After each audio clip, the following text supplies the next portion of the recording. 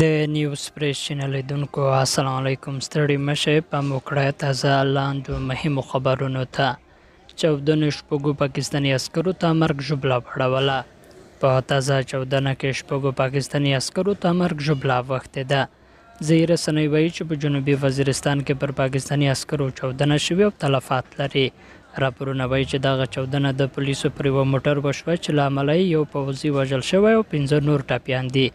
ځایي روغتیایي چارواکو هم د 5 د ټپي کېدو او یو عسکر د وژل کېدو خبره کړې ده، خو پاکستاني پوځ یوازې د یو عسکر وژل کېدل تایید کړي دي. تر اوسه د دغه پیښې مسؤلیت چا نه دی منلی. په وروستیو کې پر پاکستاني عسکرو بریدونه ډېر شوي دي چې له امله یې پاکستاني حکومت ته سخت اندېښمن دی او له افغان حکومت یې د منځګړیتوب غوښتنه کړې ده. او ملګري ملتونه وایي د افغانستان لپاره له نړیواله ټولنې سره تعامل مهم دی. په افغانستان کې د ملګرو ملتونو د مرستندویه دفتر مشر دیبورا لینز په تازه مرکه کې ویلي ده چې له افغانستان سره د نړیواله ټولنې تعامل مهم دی. نو د افغانستان نوی حکومت هم باید دا په یاد ولري چې له نړیواله ټولنې سره تعامل د دوی لپاره خورا مهمه مسله ده.